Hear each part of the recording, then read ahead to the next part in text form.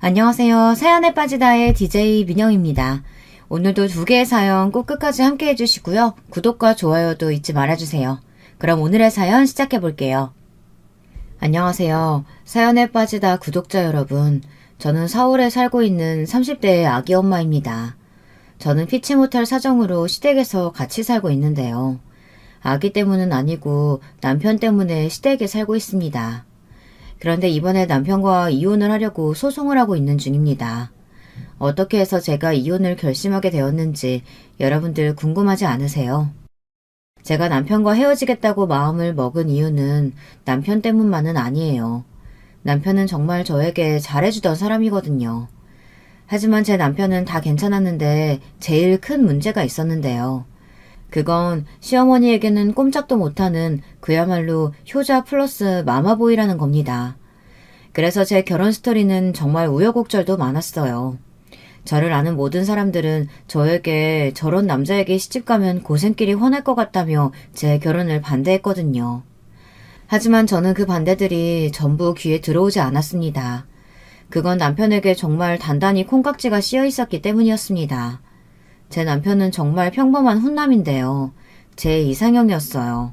저는 자상한 사람에게 시집가고 싶다고 어릴 적부터 제 친정엄마나 아빠에게 말하고 다녔었거든요. 그 이유는 말이죠. 제 친정아버지가 좀 무뚝뚝한 사람이었기 때문이에요.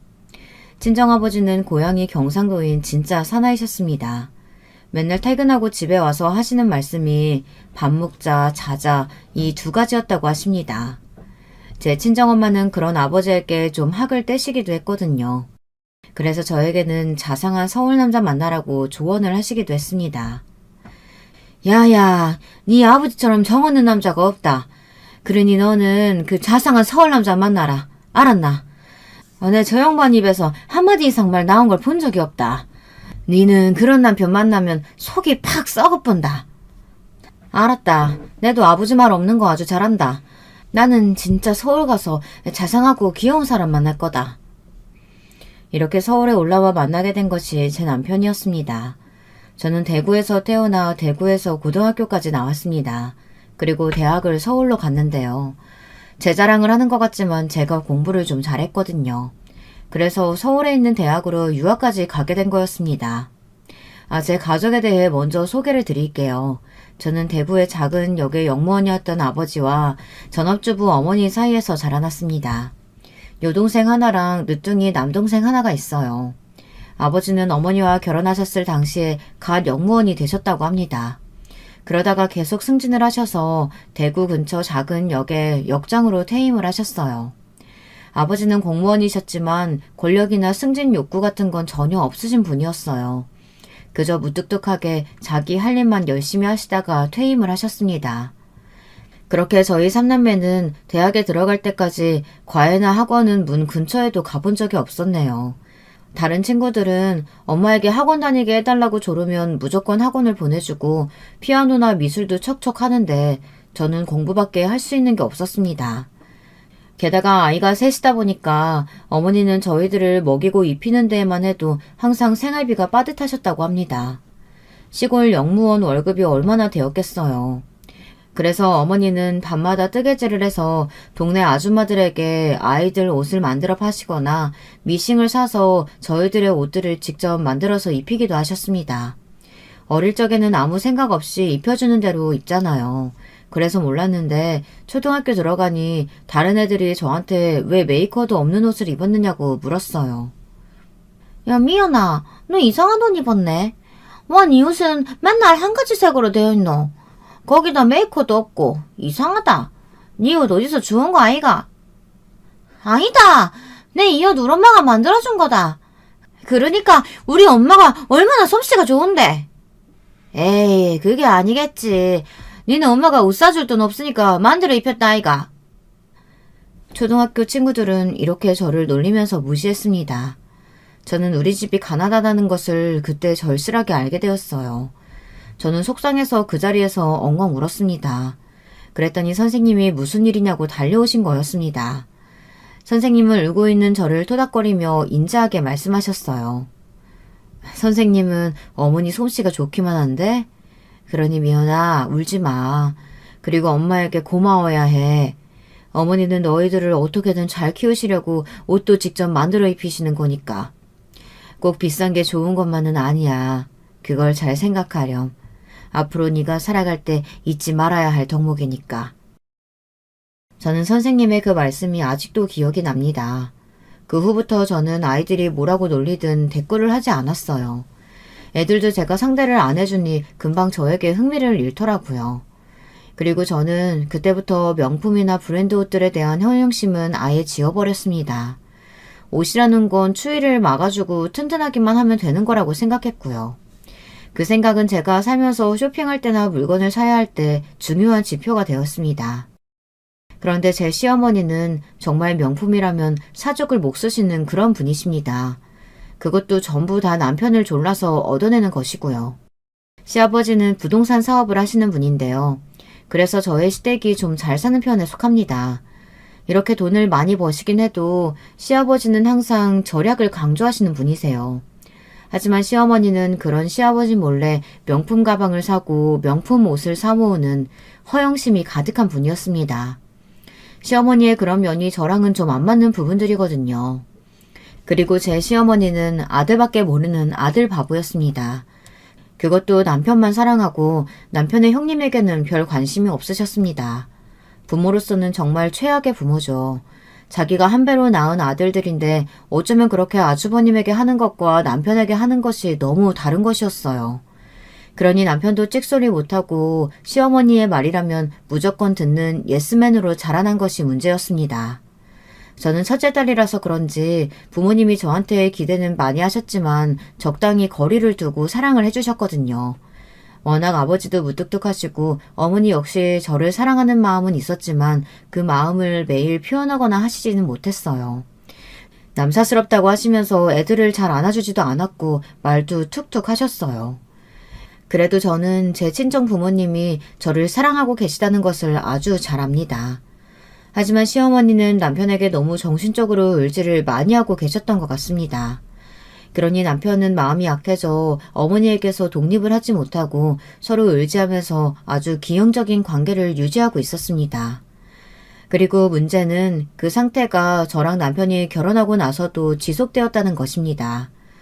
시어머니는 상견례 자리에서 둘째 아들과 떨어져 사는 것은 생각해 본 적도 없다고 하시면서 저에게 무조건 합가를 요구하셨습니다. 그런데 웃긴 것은 첫째 아들에게는 결혼하자마자 집을 얻어서 나가 살라고 하신 거였어요. 여러분, 우리 시어머니 너무 웃기지 않으신가요? 남편의 형, 즉 시아주버님은 합리적인 생각을 가진 사람이었습니다. 그리고 제 형님도 그냥 무난한 사람이었고요. 시아버지는 유교적인 사상을 가지신 분이 아니어서 장남이 부모를 모셔야 된다거나 사업을 이어받아야 한다는 말씀도 없었고요. 사업은 잘하는 사람이 해야 한다는 생각을 가지신 분이었어요. 그래서 아주버님은 회계과를 나와 회계사 사무실을 차렸습니다. 시아주버님은 저랑 10살 차이가 나는데요. 동생을 막 미워하지는 않지만 별 관심이 없는 그런 사람이었어요. 그저 명절 때나 만나고 나면 별로 볼 일이 없는 사람이죠. 형님도 마찬가지고요. 그래서 저는 시아주버님과 형님에게는 별로 억하심정이 없어요. 그저 시댁에서 살면서 오면 오나보다 가면 가나보다 하고 살았습니다. 하지만 제 모든 스트레스의 원형은 바로 시어머니였습니다. 시어머니는 본인은 소녀 같다고 생각하시지만 정말 너무 나이에 맞지 않는 고집과 아집을 장착하고 계신 분이십니다. 그런데다가 얼마나 엄살이 심하신지 다들 우리 시어머니가 엄살 한번 부리기 시작하면 못 말린다고 혀를 차며 절대 속지를 않는 정도입니다. 하지만 그 엄살을 다 받아줘야 하는 사람이 바로 제 남편입니다. 저는 처음에 시댁에 합가해서 살면서 어머니가 무슨 중병에 걸리신 줄 알았어요. 왜 그랬냐고요?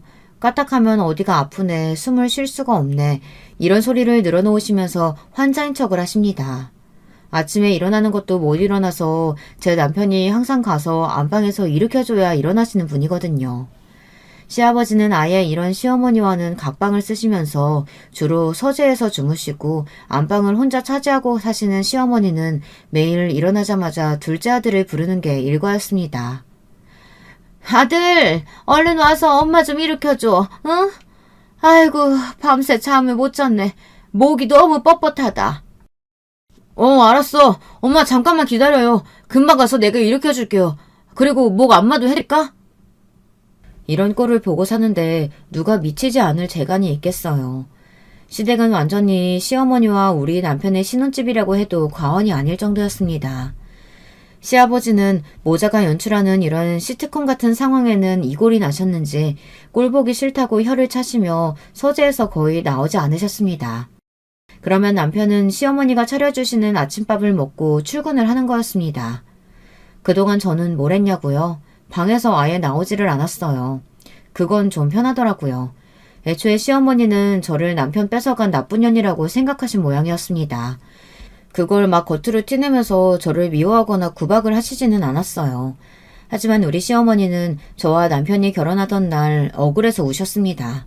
본인 막내 아들이 짠해서가 아니고요. 애써 다 키워놓으니 어디서 나타난지도 모를 제가 뺏어간 것 같으셨나 봐요. 그러니까 아예 100% 본인을 위한 눈물이었던 거죠. 여러분, 결혼식을 하고 나서 2부 순서로 피로연을 시작하잖아요. 그러면 신랑 신부는 흰 드레스를 벗고 한복을 입고 나와 결혼식에 와주신 분들에게 돌아다니며 인사를 하게 되어 있습니다. 그때 남편과 저는 시부모님이 계신 테이블에 제일 먼저 갔습니다.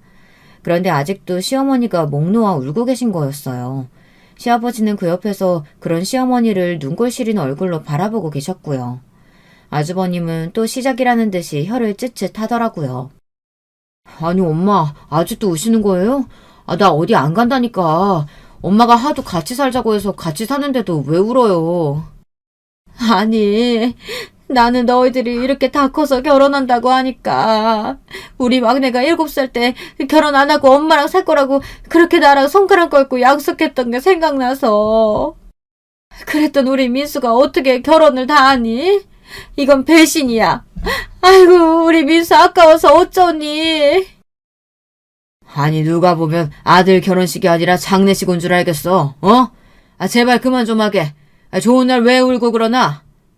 당신은 내 입장이 이해가 안 돼? 내가 민수 얘를 어떻게 키웠는데 이렇게 일찍 결혼할 줄 알았어? 그 앞에서 저는 도대체 어떤 반응을 해야 할지 모르겠더라고요. 저는 정말 시어머니가 이렇게 심각한 망상병 환자인 줄 몰랐습니다. 그래도 그때는 제가 합가를 했으니 잘해드려야겠다. 내가 어머니께 잘해드리면 어머니도 나를 귀여워하시겠지 하는 생각을 했습니다. 그때는 제 머릿속이 아마 꽃밭으로 가득했었던 모양이에요. 사랑하는 남자랑 결혼을 했으니까 그 남자의 어머니도 제 어머니처럼 살갑게 대할 수 있을 거라고 착각을 했던 거였어요. 그런데 그건 정말 제 생각일 뿐이었습니다. 저를 미워하는 사람과 함께 산다는 건 얼마나 저를 깎아먹는 미친 짓이었는지를 몰랐던 거죠. 신혼 초에는 남편에게 불평도 하고 시어머니에 대한 불만도 종종 말했습니다. 하지만 남편은 곤란한 얼굴만 했을 뿐이었어요. 그러면서 저한테 이런 말을 하는 거였습니다. 여보, 어머니 말이야. 나를 미워하시는 거지? 꼭 당신이 나랑 같이 있는 시간대에만 어디가 그렇게 아프신지. 그리고 당신이 출근하면 갑자기 완전 멀쩡해지시는 거 알아? 어머니는 내가 꼴 보기 싫으신가 봐. 내가 아무리 잘해드려도 나를 투명인간처럼 취급하셔. 나 이 집에서 하루에 말 한마디도 안 하고 살 때도 있어. 이럴 바에는 내가 왜 결혼을 했는지 모르겠다고. 나도 알아. 어머니가 억지 잘 부리시고 너무 애 같으신 거. 그런데 어떡해. 어머니인데 그럼 뭐라고 해. 나한테만 의지해서 30년이 넘게 사신 분이야. 그런 어머니를 내가 어떻게 모른 척할 수 있겠어. 남편과 저의 대화는 이렇게 평행선을 달렸고 그 후에는 서로 폐칸이 돌아서서 각자 뒤돌아서 딴 방향을 보고 잤습니다. 그걸 넘어서서 저는 남편의 얼굴조차 보기도 싫었을 때도 있었어요. 저는 헌신짝처럼 버린 채로 시어머니와 웃고 떠드는 것을 보면 정말 저 사람이 내 남편이 맞는지 의심이 될 때도 있었어요. 특히 가족여행을 가거나 쇼핑몰로 놀러갔을 때 시어머니는 남편의 팔짱을 단단히 끼고 저는 거들떠보지도 않은 채로 성큼성큼 앞으로 나가셨습니다. 그러면 시아버지와 나머지 식구들은 얼굴이 벌개져서는 일행이 아닌 척 다니기도 했고요. 그런 상황이 되면 시아버지는 저에게 미안한 얼굴로 눈을 찡긋하셨어요. 우리 시어머니는 그만큼 아무도 못 말리는 분이었습니다. 시어머니는 막내 아들만 있으면 세상에 무서울 게 없는 그런 할머니였어요. 할머니지만 본인이 할머니란 소리를 듣는 것은 아주 끔찍히 싫어하시던 분이었죠. 아주버님이 결혼을 해서 저는 쌍둥이인 시조카들이 있었어요. 그런데도 시어머니는 그 애들을 데리고 놀아준다던가 어딜 데리고 가시는 걸 한 번도 본 적이 없습니다. 그렇게 조카 애들은 10살이 지났고요. 시어머니는 시조카들을 아기 때부터 안아주거나 봐준 적이 없다고 신혼 초에 형님이 그러시더라고요. 저기 동서, 내가 할 말이 있는데 말이야. 우리 시어머니한테 많은 걸 바라지 마. 우리 시어머니 말이야. 내가 애들 둘 키울 동안 우리 아들들 한 번도 봐준 적 없는 분이야. 잠깐 봐준 적도 없으시고. 아마 동서 애들한테는 다를지도 모르겠다. 그렇게 죽고 못 사는 도련님의 아이니까 말이야. 어머, 그러셨다고요? 어떻게 그럴 수가 있어요? 아무리 시아주버님이랑 대면대면해도 손주는 이쁜 거 아닌가요? 그런데 시어머니 정말 대단하시다. 알겠어요. 어차피 저도 큰 기대는 안 했어요. 우리 남편만 그렇게 죽자고 싸고 도시는 분인데 어련하겠어요. 형님, 우리끼리 잘 살아요. 그들만의 세상에 있는 그 두 사람은 신경 쓰지 말아요. 오죽하면 제가 이런 말을 다 했겠습니까? 여러분들도 뭔가 짐작하시는 것들이 좀 있으시겠죠. 정말 시어머니는 우리 남편을 무슨 애인처럼 착각하고 자랑하고 싶어하는 그런 망상병 환자였던 것이었습니다. 그런 것 때문에라도 시어머니는 피부과며 에스테틱에 월 100만 원, 각종 운동에 또 몇백만 원, 그리고 명품샵에서는 VVIP 고객일 정도로 돈을 펑펑 물쓰듯 쓰고 다녔던 겁니다. 시아버지가 하도 돈을 많이 쓰는 시어머니에게 넌더리가 나서 카드를 막아놓자 시어머니는 몰래 아들 명의로 된 카드를 가지고 다니며 그렇게 긁어대더라고요. 그러면 아기를 재우느라고 집에 있는 저한테 카드 알림이 막 오는 거였어요. 저는 처음에는 눈을 휘둥그레 뜨고 놀라서 어머니께 전화를 했습니다. 도대체 돈을 얼마나 쓰시는 거냐고 말이에요. 여러분들 같으면 황당하지 않으실까요? 어머니, 오늘 1시간 만에 100만 원이 넘게 카드가 긁혔는데요. 어떻게 되신 거예요? 어머니 혹시 남편 카드 분실하셨어요? 어머, 그게 너한테 갔니? 아니다. 나 여기 백화점인데 오늘 신상 백이 들어와서 하나 지른 거야. 넌 신경 쓰지 마라. 어차피 네가 갚는 거 아니잖니? 우리 아들 돈 잘 버는 거 너도 잘 알잖니? 여러분들, 어떻게 하면 이런 논리를 펼칠 수가 있을까요? 아들이 번 돈을 자기 돈처럼 펑펑 쓰고 다니는 우리 시어머니, 저는 이해가 안 가더라고요. 아무리 아들이라도 결혼을 했으면 경제적인 독립을 해줘야 하는 거 아닌가요? 어떻게 아들 등에 빨대를 꽂고 사실 생각을 하는지. 그리고 시어머니가 진짜 아픈 것도 아니고 사지가 멀쩡하신데 돈도 하나도 안 버시면서 남편과 아들 돈으로 호의호식하고 있다는 게 저는 정말 기가 찼습니다. 저희 시어머니 연세가 몇인지 아세요? 이제 환갑이 조금 넘었습니다. 요즘은 60세면 노인으로 부르지도 않는다면서요. 그런데 몇 년 전에 환갑을 맞으신 우리 시어머니가 뭐라고 하셨는지 아세요? 세상에 남들도 하나도 안 하는 환갑잔치를 벌이고 싶다고 하시더라고요. 그리고 샤넬백을 사달라고 우리 남편을 막 졸라대는 거 있죠. 본인이 받은 샤넬백이 있다고 하시면서 환갑 일주일 전부터 아들 팔에 매달려 막 백을 사달라고 조르는데 가관도 그런 가관이 없더라고요. 남편은 곤란한 얼굴로 웃기만 할 뿐이었습니다. 제가 옆에서 도끼 눈을 뜨고 거절하라고 남편에게 무언의 압박을 가했거든요. 보다 못한 시아버지가 백은 무슨 백이냐고 정신 차리라고 시어머니께 무서운 얼굴로 일갈을 하셨습니다. 그랬더니 시어머니는 깜짝 놀라 심장을 부여잡고 또 연기를 막 하시는 거예요. 당신 정신이 있는 거야 없는 거야? 어떻게 아들한테 백을 사달라는 말을 서슴없이 하나? 한두 푼 하는 것도 아니고. 그리고 언제까지 막내 끼고 살 생각이야? 우리 며느리 눈 밑에 다크서클 안 보여? 얘는 얼마나 황당하겠냐고. 당신 같은 미친 시어머니 두고 사는 게 쉬운 줄 알아? 에휴, 얼른 얘네들 분가시켜. 아유, 깜짝이야. 어떻게 당신은 집안에서 큰 소리를 치는 거유? 내가 귀가 먹었어? 소리를 지르게? 내가 왜 우리 아들이랑 떨어져 살아야 되는데? 야, 너 막내 며느리, 네가 말해봐라. 너 분가하고 싶니? 애꿎은 불똥이 저한테 떨어졌습니다. 저는 금방 대답을 못하고 있었어요.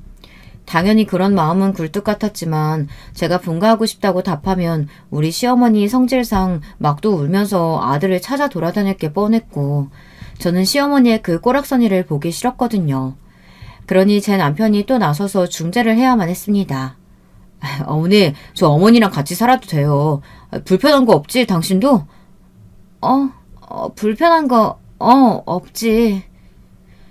여러분, 남편이 못돼 처먹은 게 뭐였는지 아시나요? 꼭 이렇게 제 의견을 안 물어보고 당신 불만 없지 하면서 이런 식으로 제 입을 확 막아놓는 거였습니다. 거기서 제가 뭐라고 할까요? 불편하다고 하면 또 시어머니를 저를 나쁜 며느리라고 모함하며 울고불고 난리를 칠 게 뻔한데요. 저는 그 상황 자체가 정말 불편했습니다. 제 탓이 아닌데 사달이 나고 집안에 분란이 일어나는 것이 제일 싫었습니다. 그래서 우리 아들을 낳을 때까지 그냥 참고 살았어요.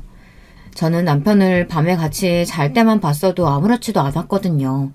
사실은 진짜로 아무렇지 않았던 건 아니지만 그냥 참았어요. 남편을 애인처럼 생각하는 유별난 시어머니의 애기 노릇하는 남편을 볼 때마다 저는 냉소적이 되어갔습니다. 하지만 제가 애를 낳고 보니까 정말 아기 키우는 것이 손이 많이 가는 걸 어떡하겠어요. 저는 혼자 독박 육아를 할 생각은 없었거든요. 저는 시어머니에게 가 있을 남편을 불러대기 시작했습니다. 아침에 시어머니를 일으켜서 안마를 하던 남편을 깨워 애기 기저귀를 먼저 갈게 했죠. 그랬더니 시어머니는 당장 불편한 기색을 드러내면서 본인의 애착 인형 작은 아들을 자꾸 데려가는 저에게 뭐라고 타박하기 시작했습니다. 얘 새아가, 우리 민수 왜 자꾸 애기 돌보라고 시키는 거니? 너는 손이 없어 발이 없어. 집에서 아무것도 안 하는 주제에 왜 애 기저귀 갈라고 곤히 자는 우리 아들 깨우는 거야? 어머니, 그럼 어떡해요. 저는 밤새 애기 돌보고 젖도 주고 해서 잠을 못 자는데 새벽에 일어나서 남편이 기저귀 한 번이라도 갈아줘야죠. 그래야 애기도 민수 씨가 자기 아빠인 줄 알 거 아니에요. 아니면 제가 언제 남편 얼굴 한 번이라도 보겠어요? 맨날 어머니랑 안방에서 하하호 깨가 쏟아지고 있는데. 저는 이제야 남편과 시어머니의 이상한 관계에 대해 대놓고 지적질을 하기 시작했습니다. 애를 낳고 보니까 더 이상 참고 살 필요가 없겠더라고요. 그리고 저는 아기 낳은 후부터 남편의 카드를 쓰던 시어머니의 과소비를 막았습니다. 시아버지에게 시어머니가 제 남편 카드를 쓰고 있다고 말해버리고 말았던 것이에요. 뭐 좀 비겁하긴 하지만 안 그러면 저는 아기랑 어떻게 살아요. 기저귀도 사야 되고 아기 옷도 사야 하고 젖이 모자르면 분유도 사야 하는데요. 애 키우는데 돈이 얼마나 많이 드는지 저는 애를 낳고 나서야 알았습니다. 그러니 당장 시어머니에게 넘어간 남편의 카드부터 찾아야 했습니다. 시아버지는 그동안 남편의 카드를 빌려다 멋대로 명품 쇼핑을 한 시어머니의 만행을 알아채시고는 엄청나게 분노하셨어요. 당장 시어머니에게 따졌습니다. 어떻게 엄마가 되어서 자식의 카드를 쓸 수가 있냐고. 그것도 몇십만 원도 아닌 몇백만 원씩 말이에요. 어떻게 뻔뻔스럽게 아들한테 카드를 달라고 해서 쓸 생각을 해? 그리고 당신 주제에 그런 명품들이 가당키나 해? 얼른 전부 팔아버려. 당근마켓에서 팔든지 중고 세상에 팔든지 다 팔아버려. 안 그러면 내가 그 꼴도 보기 싫은 가방 전부 내다 버릴 테니까. 당신이 무슨 권리로 내 애기들이 판다고 난리야. 이게 내가 얼마나 피땀 흘려서 사모은 것들인데. 당신 카드로 산 거 얼마 안 돼. 다 우리 민수 카드로 산 거라고. 그러니까 당신 이 가방들 건드릴 생각 아예 하지도 마요. 시어머니의 애기란 것들은 다름 아닌 그 명품 가방들을 말하는 것이었습니다. 저는 시어머니의 말들이 하나도 이해가 안 됐어요. 어떻게 가방이 애기가 될 수 있으며 그걸 자기가 번 돈도 아니고 남편이랑 아들 카드로 살 수 있는지 말이에요. 뭐 선물로 한두 개 받는 거야 그럴 수도 있다고 생각합니다. 하지만 한 달에 한 개씩 다른 사람 카드로 사는 건 정말 너무한 거잖아요. 도대체 죽을 때까지 다 못 들고 나갈 만한 그 가방들을 왜 장롱 속에 제겨놓고 있는 건지 저는 시어머니가 도무지 이해가 되질 않았습니다. 저는 그것도 우울증의 한 종류였다는 걸 아주 나중에서야 알았습니다. 시어머니는 우울증으로 인한 지독한 쇼핑 중독에 걸려 있었던 거였습니다. 그 사실을 알고 나니 시어머니가 한없이 불쌍해 보이더군요. 이 모든 것이 시아버지를 향한 애정 결핍으로 인해서 물질적인 면에 기대서 우리 남편에게 그렇게 뒤틀린 애정을 갈구하고 있었던 것이었으니 말이죠. 하지만 그걸 알게 된 것은 더 나중 일이었습니다. 그때는 도대체 시어머니가 왜 저러는 건지 알지도 못했었고 한심하기가 이를 데가 없었습니다. 저는 그 책임이 남편에게도 있다고 생각해서 제발 정신적으로 독립을 좀 하라고 남편에게 쓴소리를 하기 시작했습니다. 여보, 우리 분가하자. 어머니 말이야, 계속 저렇게 놔두다간 우리가 모시고 살아야 될지도 몰라. 우리도 우리 생활이 있어야 할 거 아니야. 나는 이 상태로는 답답해서 더 못 살겠어. 그래, 당신한테는 미안하게 생각해. 하지만 결혼할 때 합가하기로 해서 서로 합의하고 들어온 거잖아. 나는 도저히 어머니를 버리는 짓은 못해. 양심의 가책이 돼서 말이야. 여보에겐 정말 미안해. 하지만 내가 우리 아기한테 더 잘할게. 당신을 사랑하지 않아서가 아니야. 우리가 지금 나간다고 하면 우리 엄마 정말 뒷목 잡고 쓰러지실 거야. 나는 그게 눈에 보여. 그러니까 조금만 참자. 내가 눈치 봐서 엄마한테 전셋집 얻어 나가겠다고 말 잘 해볼게. 나는 괜찮아서 이렇게 사는 줄 알아? 나도 힘들다고. 당신은 나랑 결혼만 했지 어떨 땐 시어머니가 당신 마누라 같아. 알아? 그 관계가 정상적인 거야? 당신이 양심이 있으면 생각을 좀 해봐. 아니 너는 왜 우리 착한 아들을 잡고 난리냐? 너 미쳤니? 우리 아들 데리고 네가 나가기를 어딜 나가? 처음에 결혼할 때 우리 집에서 살기로 했으면 끝까지 그런 줄 알아야지. 이 집에서 나가고 싶으면 며느리 너나 애기 데리고 나가라. 우리 민수는 절대 못 주니까. 제가 남편을 잡으면 어느새 시어머니가 달려와서 아들 편을 들며 저를 미친 여자로 몰아가는 거였습니다. 저는 시어머니가 이렇게 억지를 부리기 시작하면 정말 무서워졌습니다. 막장 드라마에 나오는 못된 시어머니도 이렇게까지는 안 했을 거예요. 이런 일이 정말 비일비재했어요. 모든 분란이 시아버지가 집에 안 계셨을 때 일어나던 일이라서 시아버지는 정말 이 사실을 까맣게 모르고 계셨습니다. 시아버지는 부동산 사업을 하시느라 고객들을 데리고 땅을 보러 다닌다던가 지방 출장을 가는 일이 많으셨어요. 그러다 보니 집안에는 항상 우리 부부와 시어머니만 계시는 일이 많았습니다. 그러니 시아버지가 모든 사실을 알게 되기까지는 시간이 좀 걸린 게 사실이었어요. 이렇게 살다간 제가 화병으로 미쳐버릴 것 같았습니다. 그래서 제가 남편 몰래 장롱에 비상금을 모아두기 시작했어요. 그건 나중에라도 우리가 전셋집을 얻어서 나갈 때를 대비해서 모아두었던 돈이었죠. 남편이 주는 생활비를 아끼고 먹고 싶은 것도 못 사 먹고 제 옷들도 하나도 안 사고 진짜 악착같이 모아둔 돈이었어요. 저는 결혼할 때 해왔던 패물함의 바닥에 그 돈들을 숨겼습니다. 그렇게 1년 반이 지나 500만 원이라는 저의 피땀 어린 돈이 모였습니다. 그걸 그 다음 주에 은행에 가서 정기 예금에 넣고 이자를 모을 계획을 갖고 있었죠. 저는 그 돈만 보면 먹지 않아도 배가 불렀습니다. 생애 처음으로 거금이 든 통장을 제 이름으로 만들 생각에 꿈에 부풀어 있었거든요. 그런데 제가 장롱에 돈을 넣어둔 것을 아무도 모를 줄 알았는데 그게 아니었습니다. 어느 날 저는 저녁에 그 돈이 잘 있는지 확인하려고 장롱을 뒤졌는데 아무리 뒤져도 그 패물함이 보이지 않는 거였습니다. 저는 정말 기절할 것처럼 놀랐습니다. 온 집안을 뒤지고 남편에게도 패물함의 행방을 물었습니다. 당신 혹시 내 장롱 속 뒤졌어? 아니, 왜 그래? 뭐 없어졌어? 이상하다. 내가 해온 나물 패물상자 당신도 알잖아. 그게 통째로 없어졌어. 누가 가져갔나? 도둑 든 거 아니야? 어떡해. 나 거기 돈 좀 많이 넣어놨는데. 그게 정말이면 얼른 경찰에 신고하자. 어? 정신 차리고 그 패물함 어떻게 생겼는지 알지? 그때였습니다. 시어머니가 우리 방에 쑥 들어오시더니 이렇게 말씀하시는 게 아니겠어요. 저는 정말 시어머니의 말을 듣고 어이가 없어 머릿속이 빙빙 돌더라고요. 글쎄 여러분들이 제 시어머니가 한 말을 상상이나 하실 수 있을까요? 예, 선이야. 그 패물함 내가 쓸 일이 있어 가져갔다. 네 시아버지는 돈 한 푼도 안 주고 카드도 뺏어가고 네 남편 카드도 네가 뺏어갔잖니? 그러니까 내가 우리 애기를 살 수가 있어야지. 그래서 네 패물함 좀 빌렸어. 그 안에 마침 딱 500만 원이 있지 뭐니?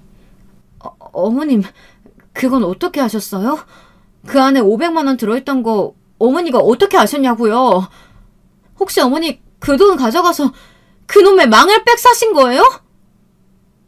제가 화가 나서 부들부들 떨며 물었더니 시어머니는 미간을 찌푸리면서 아무렇지 않게 대답을 하시는 거였습니다. 저는 그 대답을 듣고 정말 시어머니를 한 대 때리고 싶어졌습니다. 내가 받은 샤넬 신상백이 딱 마침 500만 원이더라. 그거 원래 세일도 안 하는 건데 마침 어제부터 백화점에서 세일을 하더라고. 그래서 내가 네 장롱 속에서 찾아서 이 핸드백 사왔잖니. 어때? 나한테 딱이지? 엄마, 아무리 백이 갖고 싶어도 그럼 나한테 얘기를 하지. 우리 와이프 돈에 손을 대면 어떡해요. 남편은 사색이 된 제 얼굴을 보고 무언가 불길한 기운을 느꼈는지 안절부절 못하면서 양심적으로 그날은 제 시어머니 편을 안 들더라고요. 그래도 그 사람이 무슨 힘이 있겠습니까? 그 마음 약한 사람은 제 돈 500만 원이 없었으면 그 백을 남편 카드로 할부로라도 질러줄 사람이었습니다. 저는 너무 화가 나서 시어머니를 향해 삿대질을 하며 이성을 잃고 고래고래 소리를 질렀습니다. 어머니, 미치신 거 아니에요? 그거 엄연히 제 폐물함인데 어떻게 거기다 손을 대실 수가 있어요? 이건 엄연히 절도라고요, 어머니. 절도! 아니, 절도라니? 내가 내 며느리 비상금 좀 갖다가 썩기로 서니? 누가 뭐라고 한다는 거냐? 갚아주면 될 거 아니야? 네, 참 치사해서. 아니지. 갚긴 내가 왜 갚아? 며칠이면 내 생일인데 그까지 500만 원 내 샤넬백 생일 선물로 준 셈 치면 되지. 뭐라고요? 그게 왜 생일 선물이에요? 갈치지. 제가 왜 어머니 생일에 500만 원짜리 백을 해줘요? 어머니는 제가 시댁에서 들어와서 사는 동안 선물 한번 해준 적이나 있으세요? 제 생일이 언젠지는 아시고요? 다 됐고요. 그 백 당장 물러서 제 돈 갚으세요. 아니면 진짜 어머니 신고당할 줄 아세요. 아이고, 그래, 무섭다, 무서워. 신고는 무슨, 아무 말도 못하는 년이 말만 저러지. 나 백 자랑했으니까 이만 들어간다. 저는 분하고 억울해서 울면서 있는 대로 소리를 질렀습니다. 시어머니는 제가 길길이 날뛰는 모습을 보시고 저한테 미쳤다면서 혀를 차며 안방으로 들어가시려고 했어요. 남편은 똥 마려운 강아지처럼 저와 시어머니 사이에서 어쩔 줄 몰라 하고 있었고요. 저는 방으로 들어가려는 그 미친 시어머니의 손에서 샤넬백을 뺏어들고 가위를 잡았습니다. 그리고 시어머니가 아타는 사이에 그 망할 가방을 갈기갈기 오리고 찢어놨습니다. 그랬더니 시어머니는 눈이 경악으로 커지면서 스르르 주저하는 것이었어요. 누가 보면 진짜 가방에 애기라도 되는 줄 알겠어요. 이 미친년아! 왜 우리 애기를! 애기 얼마나 비싼 건데! 한정판이야! 다시는 수입도 안 되는 거라고! 너 정말 돌아도 단단히 돌았구나! 아이고, 며느리란 년이요. 시어머니 백은 못 사줄 망정 내가 산 걸 이렇게 다 해코지를 해놓다니. 네, 저 어머니 때문에 돌았어요. 지금 화가 나서 미치고 팔짝 뛸 지경이에요. 어떻게 저한테 이래요? 어머니가 지금까지 해준 게 뭐가 있다고 내 돈을 가지고 당당하게 백을 사냐고요. 당신도 마찬가지야. 어떻게 어머니가 나를 이렇게 우습게 볼 때까지 보고만 있어? 당신은 왜 나랑 결혼했어? 이렇게 나를 쓰레기 같은 감정에 내몰려고 결혼한 거야? 왜 아무 말도 못해? 입이 있으면 둘 다 말 좀 해봐! 시어머니는 갑자기 미친 듯이 제 머리채를 잡아당기셨어요. 저는 시어머니의 소나기에 질질 이끌려 이리저리 끌려다니며 아프다고 소리를 질렀습니다. 몇 분 만에 겨우 어머니 소나기에서 빠져나와 정신을 차려보니 어머니는 싹둑 잘려진 가방을 끌어안고 미친 듯이 오열을 하고 있었습니다. 저는 너무나도 화가 치밀어서 그런 미친 시어머니의 뺨을 한 대 쫙 갈겼습니다. 어머니, 정신 차려요. 그거 어머니 애기 아니에요. 그리고 어머니, 이제 절도죄로 고소당할 줄 아세요. 어머니 때문에 저는 민수 씨랑도 이혼할 거니까요. 우리 애는 제가 데리고 가요. 이런 미친 집안에 한시라도 갇혀있고 싶지 않아요. 그 후에 저는 펑펑 울면서 우리 방으로 들어가서 되는 대로 캐리어에 짐을 싸가지고 우리 아들을 업고 무작정 시댁집을 나왔습니다. 제 남편은 급하게 저를 따라 나와 제 팔목을 잡았습니다. 그리고 화가 난 저에게 울면서 네가 참으라고, 시어머니가 어른이니 이겨먹으려 들지 말고 그냥 참아라, 이런 개소리를 하는 겁니다. 그래도 어머니 뺨 때린 건 사과해야지. 잘못했다고 빌자. 이자료도 들어가서 어머니께 잘못했다고 하면 내가 500만 원 대출받아서라도 네 통장에 채워줄게. 저는 이런 남편놈의 답답한 소리를 듣자 더 열이 받아버렸어요. 등에 업은 아기는 울고 있고 남편은 시어머니한테 사과하라면서 제 마음을 몰라주고 있잖아요. 저는 정말 그날 실신을 하지 않은 게 용할 지경이었습니다. 저는 답답한 소리를 하는 남편의 뺨도 짝소리나게 갈겨버렸습니다. 그랬더니 차라리 속이 시원하더라고요. 저는 어안이 벙벙한 채로 저를 쳐다보는 남편의 면상에 대고 이렇게 소리를 쳤습니다. 너도 마찬가지야. 네가 시어머니 버릇 다 망쳐놓는 못된 자식이라고. 시어머니가 잘못한 게 있으면 따끔하게 이야기를 해야지. 그걸 네 엄마라고 편들어주고 앉았니? 너랑 네 엄마 둘 다 제정신 아니야. 그러니까 니네 엄마랑 둘이 손잡고 정신병원에나 가봐. 우리 아들 이런 미친 집안에 놔둘 수 없어. 이제 이혼이야. 난 그래도 네가 정상인인 것 같으면 내 편 들어줄 줄 알았어. 그런데 넌 끝까지 시어머니 편이구나. 이제 됐어. 우리는 여기까지인 것 같다. 너 같은 새끼는 그냥 네 엄마랑 둘이 살아야 하는 종자야. 다음에 또 재혼해서 다른 여자 등쳐먹을 생각하지 말고 니네 엄마나 잘 모셔. 이 개새끼야. 저는 그동안 남편한테 하고 싶었던 말을 속사포처럼 쏟아내놓고는 남편이 멍하니 있는 틈을 타서 도망치듯 택시를 타고 친정으로 가버렸습니다. 우리 아들을 그 집안에서 키웠다간 정말 남편처럼 될까봐 덜컥 겁이 났습니다. 그래도 아직 아기니까 남편이 없어도 제가 취직만 하면 우리 아들 하나쯤은 먹이고 입히고 살 수 있을 거라고 생각했어요. 그리고 당연히 지저분한 소송을 해서라도 양육비는 받아내고 말 겁니다. 그동안 제가 시어머니에게 당한 게 있는데 어떻게 위자료 한 푼 없이 나갈 수 있겠어요. 친정에 돌아오니 정말 마음이 편해지면서 눈물이 하염없이 쏟아지는 것이었습니다. 친정엄마는 제가 큰 가방을 끌고 울면서 애를 업고 들어오는 것을 보자 무슨 일이냐고 물으시면서도 눈을 휘둥그레 뜨셨어요. 저는 오늘 일어난 일을 친정엄마께 모두 말씀드렸습니다. 그랬더니 우리 친정 부모님 두 분 다 화가 나서 어쩔 줄을 모르시더라고요. 어떻게 합가했다고 며느리 돈을 훔쳐다가 백을 살 생각을 하냐고. 부모가 아니라 철없는 망나니 딸 같다고 말이에요. 아니 친딸이라도 그런 간 큰 짓거리는 못할 거라고 하며 시어머니를 고소해야겠다고 하시더라고요. 저는 드디어 제 편이 생긴 것 같아 더 서럽게 울어버리고 말았습니다. 그동안 결혼한 후에 시댁에서 합가해서 살면서 제가 겪은 일들은 이것보다 훨씬 더한 것들이었습니다. 그나마 제가 지금은 많이 순화해서 말씀드린 것이었어요. 물론 제 이혼 변호사에겐 하나도 빠짐없이 전부 말했죠. 제 하소연을 듣던 이혼 변호사 역시 기가 막혀서 입을 딱 벌리고 할 말을 잃었다고 하시더군요. 자기가 그동안 들어본 사건 중에 탑 3급에 드는 미친 시어머니라고 말이죠. 변호사 선생님은 일단 시어머니는 절도죄가 성립하고 민사상으로도 형사상으로도 빼박 징역이나 벌금으로 처분할 수 있다고 하더라고요. 저는 독해지기로 마음을 먹고 시어머니의 집으로 고소장을 보냈습니다. 그리고 남편과의 이혼 서류도 같이 보냈죠. 그랬더니 며칠 후 시아버지에게 조용히 한번 만나자고 전화가 오더군요. 저는 아버님께는 마음이 약해질 것 같아 제 친정아버지를 대동해서 나갔습니다. 친정엄마는 대구집에서 제 아들을 봐주시기로 하셨습니다. 친정엄마는 사돈의 얼굴을 보면 마음이 약해질지도 모르니 절대 보지 말고 절대 합의는 없다는 말만 하라고 저에게 세뇌하듯이 말씀하셨어요. 저는 비장하게 고개를 끄덕이고 나갔습니다. 그래도 혼자서 당하는 것보다는 제 아버지가 같이 계셨으니 든든한 마음이 있었어요. 시아버지가 나와 계신다는 커피숍에 가보니 아버님 역시 남편과 함께 나와 계시더군요. 남편은 제 얼굴을 보자마자 얼굴이 붉어지더니 당장 일어나 따질 것처럼 씩씩거리기 시작했습니다. 그런 남편의 얼굴을 보는데 저는 정말 사람이 저렇게까지 못나 보일 수 있나 하는 생각까지 들더라고요. 제 이상형이었던 자상한 남편감은 어딜 가고 분노로 얼굴이 일그러진 못생기고 초라한 남자가 하나 있는 거예요. 그 모습을 보니 남편에 대한 아무런 기대도 없어지더군요. 아, 정말 이 사람과 헤어지길 잘했다 이 생각밖에 안 들었습니다. 사돈 나오셨군요.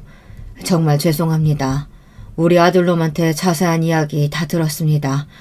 그저 우리 못난 마누라가 다 잘못한 일입니다. 그러니 조금이라도 어떻게 선처가 안 될까요? 아버지, 그럴 필요 없어요. 선이가 멋대로 어머니 때리고 집 나간 건데 왜 우리가 빌어요? 선이야, 네가 말해봐. 네가 우리 아빠하고 나한테 빌어도 모자랄 판이야 지금. 시아버지는 시댁 집안에서 유일하게 상식적이고 이성적인 분이셨기에 무조건 잘못했다고 빌러 나오신 듯 했습니다.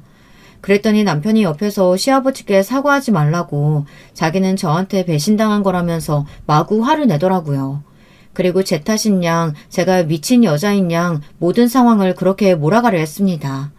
저는 남편의 그런 모습을 보고 엄연히 모든 상황을 알고 있는 우리 친정아버지가 있는데도 저러고 싶을까 그런 생각만 들었습니다. 어떻게 손바닥으로 하늘을 가리려고 하는 건지 남편이 저렇게 된 데에는 시어머니의 잘못된 교육과 맹목적인 애정이 쌓이고 쌓여 그렇게 된 것이겠죠. 제가 분노로 부들부들 떠는 것이 느껴지자 친정아버지는 가만히 제 손을 잡아주셨어요. 그리고는 침착한 목소리로 시아버지를 똑바로 보며 말씀하셨습니다. 저는요, 영무원으로 지내다 퇴직을 해서 그런가 그냥 이번 일이 우리 인연이 잘못됐다고 봅니다. 사돈댁에 사부인하고 제 딸이 상성이 안 맞아가 그런 거라 생각하십시오. 라고 잘못은 그 짝이 했으니까 그에 상응하는 정신적, 물질적 손해배상은 꼭 하셔야 할 겁니다. 아무래도 사부인은 정신과적인 치료를 받으셔야 하는 것 같고요. 저희는 할 말 다 했습니다. 이만 가보겠습니다. 사돈, 마지막으로 우리 딸 그동안 잘 보살펴 주셔서 감사합니다. 하지만 이제 제가 우리 딸 거둘 거니까 걱정은 하지 마시고 댁의 아들 그리고 마누라 잘 챙겨주세요. 친정아버지 말씀을 들은 시아버지는 그저 먹먹한 눈으로 제 아버지를 쳐다보기만 하시더라고요. 우리 아버지 말씀은 하나도 틀린 구석이 없었으니까요. 저는 옆에서 눈이 휘둥그레져서 우리 아버지를 쳐다볼 수밖에 없었어요. 우리 친정아버지 정말 무뚝뚝한 분인 거 처음에 말씀드렸잖아요. 매일 집에 와서도 한두 마디 듣기도 힘든 양반인데 이렇게 조리 있게 말도 길게 할 줄 아는 분이셨다니. 저는 새삼스레 아버지에게 존경심이 샘솟기 시작했습니다. 친정아버지는 제 손을 끌고 커피숍을 나오면서 제 손을 힘있게 잡아주셨습니다. 그리고 저한테도 이런 말씀을 하시더라고요. 네, 우리 딸한테 너무 무심했지. 미안하다. 우리 세대는 말을 아껴야 한다고 교육을 받은 기라. 그래서 내 할 말 없으면 입 꾹 다물고 지는 기라. 그런데 이번 일 생겨보고 나니까 할 말은 해야겠다 생각 들더라. 그래서 사돈 어른 앞에서도 당당히 말했던 기라. 우리 딸 그동안 시댁살이 살면서 얼마나 속이 썩었겠나. 그러니 우리 집으로 돌아가자. 이 아버지가 맛있는 미역국 끓여줄 테니까 집에 가서 우리 밥 먹자. 와우 너. 친정아버지의 의외의 다정함에 저는 어느새 굵은 눈물을 흘리며 엉엉 울어버렸습니다. 그렇게 대구로 돌아오는 차 안에서 아버지는 말없이 운전을 하시고 저는 한참을 흐느끼며 울었습니다. 그러고 나니 정말 날아갈 것처럼 속이 시원해지더라고요. 저도 주책이긴 하지만 사람은 울 일이 있을 때 참으면 나중에 속병이 든다는 것을 그때 처음 알았습니다. 이렇게 저의 3년에 걸친 험난한 시댁살이는 남편과의 사이다 이혼으로 끝이 났습니다. 그 후에 시어머니는 어떻게 됐느냐고요? 시아버지는 당장 남편과 시어머니를 떼어놓기 위해서 시어머니를 정신병원에 입원시키셨다고 합니다. 시아버지는 당장 남편과 시어머니를 떼어놓기 위해서 시어머니를 정신병원에 입원시키셨다고 합니다. 그리고 그 시어머니들의 애기들인 명품백들은 몽땅 다 처분해서 저한테 위자료로 다시 주셨다고 했습니다. 그 백들이 다 합해서 2억이 좀 넘는 돈이었는데요. 그 돈을 전부 저한테 주시고 시아버지는 저에게 편지를 보내서 이제는 아무 원망 말고 잘 살았으면 좋겠다고 하시더라고요. 그 시아버지의 편지 역시 저를 눈물나게 했습니다. 사실 제가 시댁살이를 하면서 그나마 의지되었던 사람은 바로 시아버지셨으니까요. 남편과 어머니는 둘이 한통속이 되어서 저를 괴롭히고 억지를 쓰고 가스라이팅을 하기만 했었거든요. 그런 저에게 항상 미안하다, 내 탓이다를 외치면서 사신 분이 바로 시아버지셨습니다. 저는 이혼 소송이 끝나면 서울 쪽으로는 침 한 번도 안 뱉을 생각이에요. 하지만 제 시아버지였던 그분께만큼은 고마운 마음을 가지고 있습니다. 아무래도 팔은 안으로 굽는다고 시아버지도 얼마든지 시어머니와 남편의 잘못을 모르는 척 은폐하고 싶으셨겠죠. 하지만 그러지 않고 공정한 판단을 해주신 게 그렇게 감사하더라고요. 여러분, 제 이혼 스토리는 여기서 끝이 난 것 같아요. 아직도 양육비와 해결이 안 된 몇몇 문제들이 남아있어서 진흙탕 싸움은 계속하지만요. 저는 요즘에 잠도 잘 자고 아기도 잘 커서 이제 두 돌이 되었어요. 아직 말은 못하지만 불안해하지 않고 잘 먹고 잘 자라주는 아들을 볼 때마다 감사합니다. 제가 만약 그 집구석에 계속 있었으면 시어머니와의 불화를 옆에서 보면서 우리 애가 불안함에 떨었을 거라고 생각하니 정말 끔찍한 마음뿐입니다.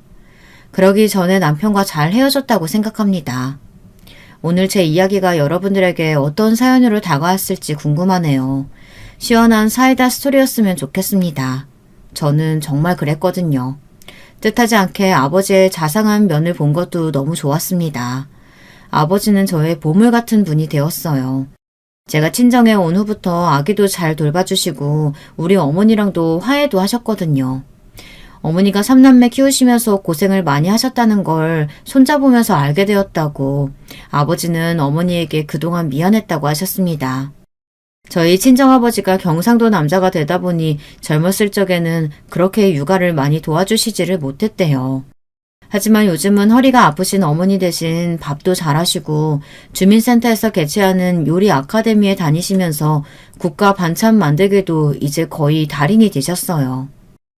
여러분, 저는 요즘 행복해요. 시댁에서 미친 시어머니와 남편의 환장의 케미만 보다가 우리 아버지 어머니가 티격태격 하시는 걸 보는 것이 훨씬 마음이 편하다고 할까요? 아기가 좀 더 크면 대구 시내로 분가해서 우리 아들과 둘이 살 생각입니다. 재혼은 꿈도 꾸지 않습니다. 우리 엄마는 제가 아직 30대니 적당한 남자가 있으면 다시 시집을 가라고 하시지만 저는 아들만 있으면 된다고 웃고 말아요. 아직은 그러고 싶지도 않고요. 제가 좋아서 결혼했는데도 이렇게 되어서 쫓아왔는데 어떻게 또 누굴 만나 감정 소모를 하겠습니까? 제 사연은 여기까지 하겠습니다. 긴 글 읽어주신 여러분들께 감사드립니다. 감기 조심하시고 평안한 날들 되시길 바랄게요. 여러분, 두 번째 사연 시작하기 전에 좋아요, 구독 꼭 눌러주실 거죠? 그럼 두 번째 사연 바로 시작합니다. 여러분은 혹시 직업에 귀천이 있다고 생각하시나요? 이번 사연은 직업에 귀천이 있다고 믿으시는 분을 시어머니로 두셨다던 여성분께서 보내주셨어요. 바로 만나보실까요? 안녕하세요. 저는 결혼해서 남편과 제법 금술 좋게 살아가고 있는 중이에요. 원래는 어린 나이에 제가 한 번 결혼을 할 뻔했었는데 상대방한테 사기를 당했었어요. 저한테 이름도 나이도 속였던 사람이었죠. 하마터면 결혼까지 갈 뻔했었으나 파혼된 계기가 아주 웃겼어요. 무엇 때문이었냐면요. 그 상대방이 경찰에 잡혀가서 그랬답니다. 다른 사람들의 등쳐먹는 짓을 많이도 하고 살았더군요. 그때 저는 난생 두 번째로 경찰서에 가서 이것저것 조사까지 받았었네요. 만약 그때 상대방이 경찰에 잡혀 들어가지 않았다면 제가 어떻게 됐을지도 모를 일이었죠. 상대는 전문 사기 조직원의 일원인 것 같았으니까요. 저는 어쩌면 영화에서나 볼 법한 끔찍한 범죄의 피해자로 생을 마감했을지도 몰라요. 그 정도로 그 상대방은 저에게 모든 걸 속였어요. 치밀하게 말이죠. 지금에야 허탈하게 웃으면서 회상하지만 그땐 진짜 머리가 어떻게 되는 줄 알았어요. 1년 이상 만났던 남자였고 결혼까지 약속한 상태였는데 상대방의 모든 게 가짜였다니요? 세상이 저를 상대로 농간을 부린다고 생각이 들었더랬죠.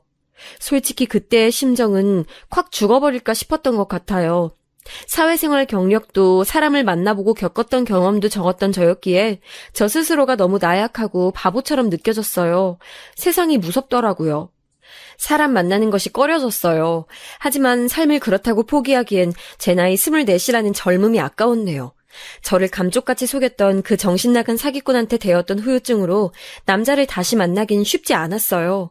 그리고 후유증이 옅어져 가던 제 나이 27살 때 다시 그 사기꾼의 소식을 듣게 됐거든요. 기어이 감옥까지 갔던 그놈의 행방 따위가 제가 자발적으로 궁금해한 적은 없었는데요. 얼마 전부터 도대체 어떻게 알아낸 건지 제 연락처로 자꾸만 연락이 와서 자연스레 출소한 것을 알았고 내심 두려움에 떨고 있었는데 그로부터 오래 지나지 않아서 그 사기꾼 놈이 죽어버렸습니다.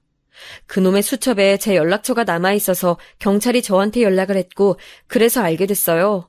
무섭더라고요. 왜냐하면 스스로 극단적인 선택을 한 것으로 보이진 않는다고 했거든요. 그럼 의미가 뭐였겠나요? 정말 무서운 인연이었다는 생각에 저는 이사까지 갔었네요. 그리고 또다시 남자 만나기가 두려워져서 당시에 지인의 소개로 호감을 가지고 연락을 주고받던 남자와는 그냥 헤어져 버렸어요. 이러다가 결혼을 못하는 건 아닐까 싶은 생각을 가지고 30대가 됐는데 어쩌다 보니 진짜 인연을 만나서 결혼까지 하게 되었지 뭔가요. 저는 남편을 처음 만났을 때 설마 이 사람하고 잘 될 거라고는 상상도 못했어요. 오랜만에 고등학교 동창하고 연락이 닿아서 만났는데 너무 좋더라고요. 그래서 종종 만나다가 이 친구가 한 번은 자기가 다니는 교회에 와보라고 그랬어요. 교회 근처에 맛있는 유명 식당이 있다고 예배 마치고 거기서 밥 준다고 하는 말에 못 이긴 척 가봤죠. 그 식당이 비싼 곳 같아서 제가 교회 참석 한 번과 교환을 한 셈이었네요. 그런데 예배를 마치고 잠깐 모임이 있더라고요. 지난 한 주간 어떻게 지냈는지 교류를 하는 시간이었는데 저는 그냥 꽂아놓은 보릿자루처럼 친구가 속해 있는 모임에서 그냥 한 자리 차지하고 있었어요. 그런데 제 맞은편에 앉은 남자가 눈에 들어오더라고요. 왜 그랬냐면 표정이 너무 뚱해서 그랬습니다. 생긴 건 제법 멀끔한데 표정이 뭔가 불만이 많아 보였고 다른 사람들은 웃으면서 자기 이야기하는데 그 남자만은 말도 혼자서 되게 어색하게 하더라고요. 제가 그곳에서 꽂아놓은 보릿자루였다면 그 남자는 마치 초대받지 않은 불청객 느낌이었달까요. 좀 웃긴 것 같아서 그냥 몇 번 관찰을 했던 것뿐인 그 남자, 훗날 제 남편이 됐지요. 2주 뒤 제 동창한테서 연락이 왔었어요. 같이 교회 모임에 있는 어떤 남자분이신데 그분이 너에 대해서 물어보시더라? 너 이제 교회 안 나오냐면서 그러시던데? 지난주에 너 교회 안 나온 것도 알고 계시더라. 뭐라고? 난 애초에 그때 일회성으로 한 번 나갔을 뿐인데 그날 딱 나를 보고선 기억을 한 사람이 있단 말이야? 그건 그렇다 치고 나에 대해서 왜 물어본 거래? 나한테 네 연락처 좀 알려달라고 그러시던데 그래서 내가 일단 너 만나는 사람 없다는 건 알려드렸어. 나 잘했지? 그리고 연락처도 알려드렸으니까 너한테 아마 곧 연락하실 것 같아. 아니, 나한테 말 한마디 상의도 없이 독단적으로 그랬단 말이야? 너 왜 그랬어? 너 미친 거야? 아니 도대체 나보고 어떡하라고 덜컥 내가 알지도 못하는 남자한테 나를 연결시켜줘. 제가 놀라서 펄쩍 뛰었죠. 아무 말도 없이 웬 남자한테 제 정보를 넘겼다는 제 동창 친구가 원망스러웠고 너무 화가 났어요. 그런데 참 희한하죠? 그 남자가 누구인지 생김새 묘사조차 듣지 않았건만 저는 누군지 알 것 같았으니까요. 딱 한 번 교회에 나가봤던 그날 제 맞은편에 있었던 남자일 거란 이상한 확신이 제 안에 있었어요. 그리고 이튿날 모르는 번호로 연락이 와서 받아봤는데 진짜로 그 남자였습니다. 저를 처음 보자마자 관심이 가고 호감이 느껴졌었대요. 그래서 그날 긴장하느라 표정도 굳어있고 모임에 집중하지 못해서 말도 횡설수설하고 그랬던 것이라고 설명을 하더라고요. 그 얘기를 들으니까 괜히 귀엽게 느껴졌어요. 그래서 만나게 됐고 본격적인 연애를 시작했던 거죠. 참고로 남편은 집안에서 혼자 교회를 다니고 있다 그랬어요. 대학 다닐 때 친구 따라서 교회를 다니게 됐다가 정착한 경우라고 하더군요. 가족들한테도 전도를 해보려고 했지만 번번이 막혀서 그냥 속 편하게 혼자 다닌다고 했습니다. 남편이 생긴 것만 보면 쉽게 접근하긴 어려운 인상이거든요. 부드럽거나 편한 이미지가 아니에요. 키도 큰 편이고 얼굴도 멀끔하지만 이목구비에서 오는 이미지가 조금 날카롭고 속된 말론 싸가지가 없을 것 같은 느낌입니다. 말투도 다정하거나 부드러운 것과는 거리가 멀어요. 제가 봐온 어떤 남자보다도 접근이 어렵게 생겼는데 막상 대화를 나눠보면 가장 만만한 상대라서 제가 초반에 엄청 놀랐었네요. 저는 말을 할 때 목소리가 확 트여있는 편이고 애교스러운 말투도 잘 내고 각종 미사여구도 잘 써요. 아무래도 직업상 그럴 수밖에 없으니까요. 자기랑 완전히 상반된 느낌이라서 처음에 딱 끌렸던 거라고 남편이 나중에 말을 하더라고요. 제가 애기들 상대하는 일을 하고 있다고 제 소개를 했을 때 남편은 역시 그랬구나 하는 생각으로 고개를 끄덕였었다군요. 직감이 왔었대요. 왠지 제가 그런 직업을 가지고 있을 거라는 느낌이 있었대요. 남편은 연애 초반기부터 저랑 결혼을 하고 싶어 했어요. 제가 저희 만난 지 100일 됐다고 데이트 때 작은 선물을 준비해서 나갔거든요. 그랬더니 남편이 깜짝 놀라서는 저를 한참 빤히 쳐다봐서 사람 부담스럽게 만들더니만 아무래도 너랑 결혼해야겠다. 내가 다음번에 준비해서 멋진 프로포즈 할게. 기다려줘. 웬 이런 뚱딴지 같은 소리를 하는 거예요. 제가 비록 남편을 짧게 만나봤지만 절대 이런 류의 농담을 할 사람이 아니라는 것쯤은 알 수 있었어요. 그러니 제가 얼마나 당황스러웠겠나요. 만난 지 3개월밖에 안 됐는데 무슨 결혼이요? 제가 극구 사용하겠다면서 고개를 저었더니 남편은 차분하게 자기 주장을 펼치면서 저를 설득하려고 들었어요. 자기는 처음 한눈에 보면 기다 아니다 구분이 딱 오는 스타일의 사람이래요. 그래서 저를 처음 보자마자 사귈 생각을 했고 100일 기념일을 챙기는 저의 면모를 발견한 순간 이 여자랑 결혼해야겠다는 확신이 들었대요. 어차피 결혼할 상대라면 3개월을 만났든 3년을 만났든 똑같은 운명의 상대인 것이라고 하더군요. 남편이 너무 진지하게 확신하면서 말을 하니까 저도 모르게 분위기에 휩쓸려 갔던 것 같아요. 일단 저희 부모님은 오케이 하셨습니다. 제가 하도 연애를 안 해서 내심 걱정이 많으셨다는데 일단 결혼 얘기를 꺼내니까 무척 안심이 됐다고 하셨어요. 남편을 쓱 보시더니 믿음직스럽게 생겼다면서 직업도 안정적인 직장이라 마음에 든다며 단번에 허락을 해주셨죠. 저는 부모님이 반대하시는 결혼이라면 제가 죽고 못 사는 사람이라고 해도 결혼할 생각이 없었거든요. 부모님께 그런 불효를 저지르고 싶지 않아서요. 그런데 부모님이 흔쾌히 허락을 하시니 저도 남편의 뜻을 따라 결혼을 준비하는 쪽으로 마음이 기울어갔네요. 하지만 장애물은 반대쪽에 있었답니다. 이쯤에서 시댁 식구 속에 나와야죠. 남편은 집안의 둘째예요. 첫째는 남편의 누나인 제 시누이인데요. 결혼했습니다. 제가 처음 봤을 때 이미 애가 둘인 엄마였고요. 하지만 애를 둘이나 낳았다기엔 믿기지 않게 몸매 관리가 완벽해서 제가 조금 놀랐었네요. 그리고 남편이랑 둘이 연년생이라서 1살 차이밖에 안 나요. 집안의 셋째가 곧 막내인데요. 남편의 남동생인 제 도련님은 미혼이세요. 늦둥이라서 자기 누나, 형하고는 나이 차이가 많이 나는 경우랍니다. 그렇다면 견적 보이시죠? 나이 어린 데다가 미혼인 도련님이 저한테 장애물 따위가 되셨겠나요? 그럴 리가 없었죠. 그러나 첫째인 시누이는 자기가 손 윗사람이자 결혼 선배라면서 제 앞에서 얼마나 초장부터 기선제압을 하려고 들었는지 몰라요. 동생한테 얘기 많이 들었어요. 결혼할 거라고 했다면서요. 참나. 저희 집에선 전문대 나온 사람이 들어온다고 할 줄은 살다 보니 이런 날도 오네요. 오래 살고 볼 일 있네요. 정말 놀라운 일이에요. 모든 사람이 다 4년제 대학을 나올 순 없으니까요. 누군가는 전문대도 나와줘야 균형이라는 게 맞지 않을까요? 사람을 전문대 나온 걸로 깔보다니요. 뒤에서야 트집 잡을 수 있지만 사람 면전에 대고 얕잡아보는 건 정말 예의 없는 짓이잖아요. 그래서 제가 헤헤 웃으면서 잘도 받아쳤더니 시누이가 눈을 부라렸고 저는 커피를 마시는 척 은근히 눈을 내리깔았었네요. 저도 성질 있고 대꾸할 수 있는 입이 있지만 너무 처음부터 드세게 받아치면 나중에 역효과가 나올까봐 어느 정도는 참자는 작전이었답니다. 그 균형을 저는 굳이 저희 집 사람이 맞춰야 한다고 생각하지 않는 사람이에요.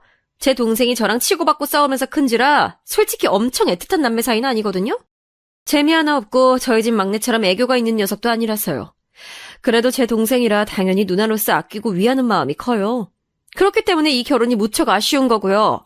제 동생, 저희 아버지 돌아가시고 실질적인 가장 노릇하면서 저에게 힘이 돼줬고 저희 막내에겐 아빠 같은 존재가 되어준 녀석이에요. 그만큼 저희 엄마한테도 둘도 없는 효자 아들이고요. 좀 더 잘난 조건의 여자랑 결혼하길 바라왔기 때문에 아쉬울 수밖에 없는 제 입장 충분히 헤아려 주실 거라고 믿어요. 제가 모르긴 몰라도 결혼 앞둔 남자가 자기 가족들한테 헌신적이고 특히나 효자라고 일컬어진다면 그건 상대 여자한테는 공포스러운 설명 아닌가요?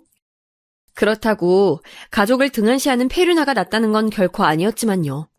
아무튼 효자라고 강조를 해봤자 별로 득이 될 것도 없건만 애처로운 표정을 지으며 그런 얘기를 늘어놓는 시누이가 이해하기 어려웠어요. 혹시 그런 얘기를 해서 저를 떼놓으려는 작전인가 싶기도 했네요. 시누이가 저 앉혀놓고 집안 옛날 얘기, 남편이 뭐 어떤 짓을 해서 가족들이 감동했던 일화, 자기 결혼할 때 남편이 애써주었던 점들 이런 걸 끝도 없이 늘어놨어요. 가만히 듣고 보니까 결론은 이런 것 같았고요. 우리 집에 없어선 안 될 대들보 같은 존재니까 고작 너 같은 여자랑 맺어주기엔 아쉽고 아깝고 뭐 그렇단 얘기였죠. 그래서 제가 마침 다 마신 커피잔을 식탁에다가 탁 내려놓으며 말했습니다. 아니 그래서 지금 저보고 이 결혼 하지 말라고 하시는 건가요? 저한테 내 동생이랑 헤어져라 뭐 이런 말씀 하시고 싶은 거예요? 원하시는 거 있으면 그것만 딱 얘기해 주세요. 제가 전문대를 나와서 그런가 아니면 어린애들 상대로 대화하는 게 너무 익숙해져서 그런가 고상하게 돌려 말하시면 전 똑바로 못 알아들어요. 그러자 시누이가 당황했는지 입이 쩍 벌어져선 저를 멍하게 쳐다봤었죠. 남매라곤 해도 시누이랑 남편은 정말 외모부터 성격까지 다 안 닮았습니다. 남편은 좌회전 우회전도 없는 직진인간이라 시누이처럼 사람을 살살 약올리는 것도 하지 않았으니까요. 그러니까 제가 남편한테 홀라당 말려들어서 결혼하고 싶어진 게 아니겠어요? 저도 점차 남편이 욕심났고 물러서고 싶지 않았습니다. 뭐 이렇게 교양 없고 무식한 티가 잘잘 흐르는 사람이 다 있어? 그래요. 전 그렇다면 원하시는 대로 눈높이에 맞춰서 말씀드릴게요. 아, 내가 나이도 연상이니까 말 놔도 되지? 네 수준 맞춰서 편하게 말 놓을게. 너 내 동생하고 꼭 결혼해야겠니? 지금 이 분위기 보면 모르겠어? 결혼해봤자 네가 편하게 결혼 생활할 수 있을 것 같아? 편하게 안 하면 뭐? 불편하게 하나요? 어떻게 미래를 예측하고 말씀하시는 거예요? 얘가 진짜 말을 잘 못 알아듣네. 너 내 동생이랑 이대로 진짜 결혼이라도 하면 너 편하게 살 수 없도록 내가 열심히 들러붙어주겠다는 뜻이잖아. 이것도 못 알아듣냐? 아, 짜증나. 내 동생 녀석은 직업도 탄탄하면서 왜 이딴 여자한테 코 걷겠냐고. 글쎄요. 그건 저도 잘 모르겠어서 아직 미스터리로 남아있어요. 제가 동생분하고 꼭 결혼해서 그 이유를 밝혀내드리든지 할게요. 아, 시간이 너무 지체된 것 같아서 그럼 전 이만? 제가 과장스럽게 예의 차리고 일어났더니 시누이가 열받아서 거의 꾀꼬닥하려고 했었죠. 저는 그걸 못 본 척하고 자리를 떴었답니다. 시누이가 남편하고 정말 외모가 안 닮았거든요. 눈, 코, 입이 다 달라요. 그런데 사람에게서 풍기는 그 묘한 이미지는 닮았어요. 이게 뭐냐면 인상이 좀 다가가기 힘든 느낌이에요. 시누이는 남편보다 한술 더 떠서 진짜 싸가지 밥 말아먹게 생겼습니다. 남편은 껍데기만 그렇고 속은 만만한 느낌이라면 시누이는 껍데기랑 속이 무라일체인 경우였죠. 아무튼 시누이는 자기가 워낙 강력한 캐릭터니까 생긴 인상도 흐릿하고 말투도 제잘제잘거리는 저 따위는 한입거리도 안 되는 사냥감이라 생각했었을 거예요. 하지만 그건 오판이었죠. 저를 이겨먹으려면 시누이 정도의 내공으론 불가능했으니까요. 시누이가 저 때문에 열받아서 미치려고 하자 시댁의 최종 보스가 등장했어요. 당연히 두말할 것도 없이 그분은 시어머니셨죠. 발톱 어쩌고 수술을 받으시느라 잠시 부재 중이셨던 시어머니께서 돌아오셨고 본격적으로 감히 내 큰아들을 채가려는 자격미달의 여자인 저를 처치하려고 드셨습니다. 그 낌새를 눈치챈 저는 남편에게 미션을 내렸어요. 자기야, 어머님 이기고 와. 나랑 언제든지 결혼해도 좋다는 어머님의 시원한 허락을 받아온다면 그럼 내가 결혼해줄게. 그런데 지지부진한 결과물을 들고 온다면 난 이 결혼 안 해. 교회도 같이 안 다녀줄 거야. 결과는 어떻게 됐을까요? 네, 당연하지만 남편이 미션을 성공하고 승전보를 저에게 들고 왔으니 결혼까지 했던 거죠. 시누이란 인물이 어떻게 나왔겠어요? 보고 자란 게 있으니까 그렇게 컸겠죠? 바로 자기 엄마요. 역시나 시어머니께서는 만만치 않은 분이셨답니다. 제 배경을 비롯한 제 모든 조건이 마음에 안 든다고 하셨어요. 돌아가신 시아버지까지 들먹이시면서 그 양반이 살아있었으면 이 결혼에 회의적인 반응을 보였을 게 분명하다는 등 저를 앞에 앉혀놓고 괜히 그런 소리나 하시더라고요. 그래서 제가 또 헤헤 웃으면서 눈치 없는 척 말씀드렸죠. 아, 근데 이미 돌아가셨잖아요. 자리에 없으신 분의 뜻을 궁금해하시는 건 의미 없지 않을까요? 남은 사람들끼리 잘 살면 될 것 같아요. 그렇지 않으세요? 그러자 시어머니께서 화를 참으시느라 콧구멍을 벌렁벌렁 거리시는 게 다 보이더라고요. 애써 못 본 척하면서 고개를 돌렸었네요. 솔직히 시댁의 실세들이 반대한다는데 어느 여자가 그 결혼을 기꺼워하겠나요? 그럼에도 제가 결혼을 하고 싶었던 건 정말 솔직히 말해서 냉정하게 제 조건으로 다시는 남편 같은 남자를 만나기란 어려울 것 같았어요. 특히나 결혼 상대라면 더더욱이요. 또 시누이가 괘씸하기도 했거든요. 왜냐하면 시누이의 남편인 제 시매부 되시는 분께서는 벌이가 그저 그런 분이셨더라고요. 게다가 시누이는 자기 시댁을 좀 챙기면서 살아야 하는 처지 같았고요. 그래서 시누이는 남편이 자기 애들한테 용돈 잘 찔러주고 이것저것 많이 챙겨주길 원하는 사람이었어요. 남편한테 빨대 꽂았던 것이죠. 그리고 이 빨대 크기를 애들 커가는 것에 맞춰서 늘려갈 요량이었는데 제가 등장한 겁니다. 결혼하게 됐으니 이제 남편은 자기가 꾸릴 가정에만 집중하게 생겼죠. 시누이로서는 비상이었던 거예요. 게다가 제 집안 배경이 형편없다는 건 뭘 의미했겠어요? 제가 돈이 없어서 남편이 혼자 결혼 비용을 열심히 부담해야 한다는 얘기니까 시누이는 자기가 더 이상 돈을 뜯어먹을 수 없겠구나 싶어졌던 것입니다. 그러니까 여러모로 제가 싫었던 거예요. 만약 제가 학력이 어떻든 직업이 어떻든 간에 집에 돈만 많았어도 시누이는 저를 쌍수들고 환영했을걸요? 그래서 너무 괘씸한 듯 느껴졌어요. 자기 동생한테 빨대 못 꽂게 되었다고 저를 쳐내려고 했던 것이니까요. 더더욱 결혼하고 싶어졌어요. 시누이가 제가 돈 없는 여자라서 싫어한 것이라면 시어머니께서는 제 집안 수준이 낮아서 꺼려진다 하셨어요. 저희 엄마가 식당 일을 하신다는 걸 듣고는 낯빛이 확 바뀌셨을 정도였죠. 그 연세에 식당에서 주방 일을 하신다고?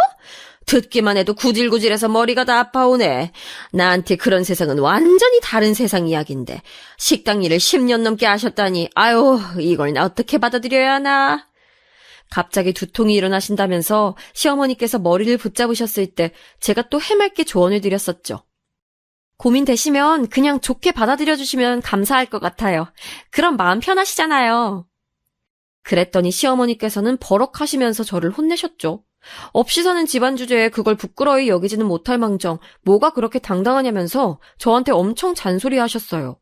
저는 울상인 척하면서 고개를 주걱거렸지만 실상은 전혀 타격이 없었답니다. 무슨 공격을 하든 제가 왜 타격을 입지 않았냐고요? 그 해답은 제 과거에 달려 있었죠. 제가 정신 나간 무서운 사기꾼 만나서 곤혹스러웠던 이야기는 앞에서 말씀드렸죠. 우선 이것 때문에 웬만한 사건들은 놀랍지도 않게 받아들일 수 있도록 변한 것 같아요. 일상에서 자잘한 일을 겪어도 옛날에 그 일에 비하자면 전혀 심각하지도 무섭지도 않으니까 그냥 아 그렇구나 하고 넘기는 모습이 저에게 생긴 것이었죠. 그 사기꾼 놈이 저에게 남긴 유일한 긍정적 요소랍니다. 더 훨씬 이전으로 가보자면 저는 고아원 출신이었어요.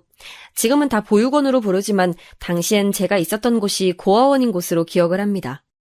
고아원에서 오래 살진 않았어요. 제 나이 8살 때 지금의 부모님을 만났고요. 저를 입양해 주셔서 저는 부모님의 딸이 되었고 한 가족이 되었답니다.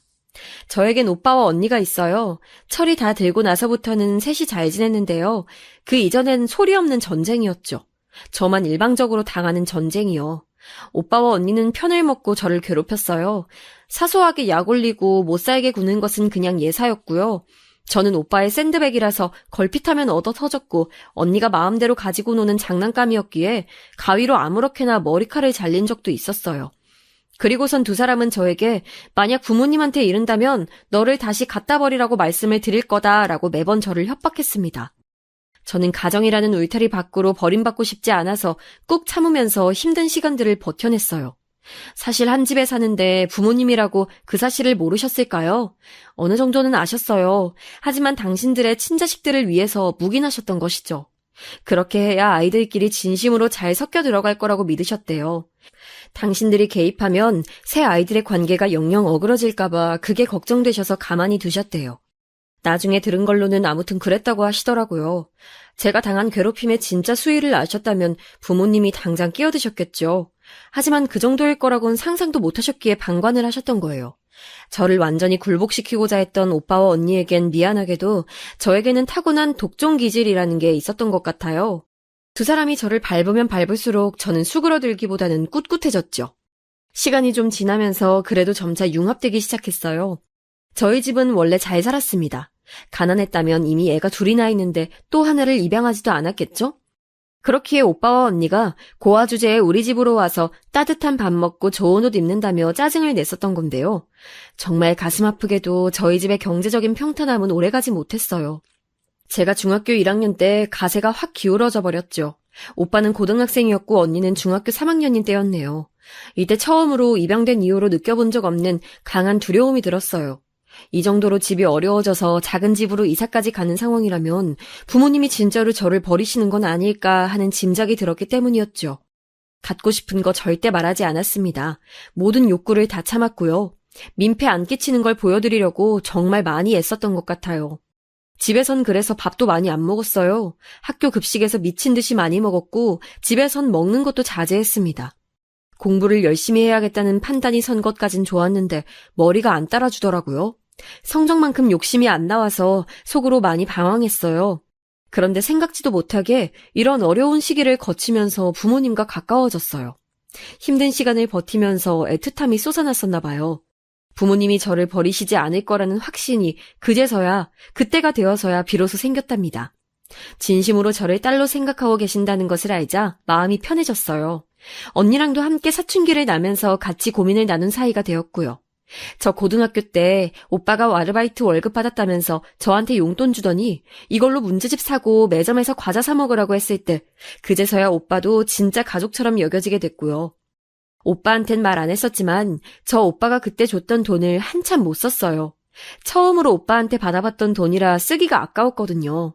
영어 사전 가운데에 그 돈을 끼워서 고이고이 간직했다가 괜히 지치고 힘든 날이 오면 그걸 펼쳐서 확인해봤어요.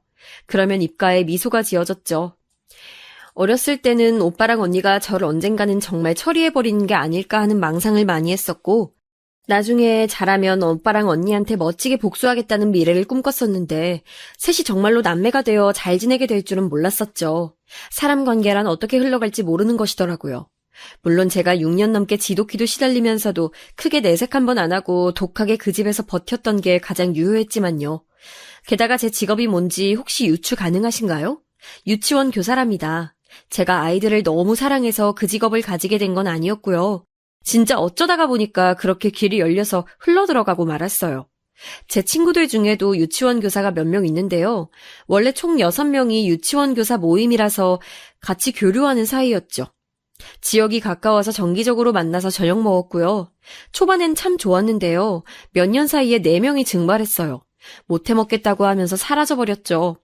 4명 중에서 2명은 개 같은 원장 죽이고 나도 지옥 가고 싶은데 그럴 용기가 없어서 유치원을 그만둔다며 유치원 원장 탓을 하더니 영영 그 일을 때려쳤고요.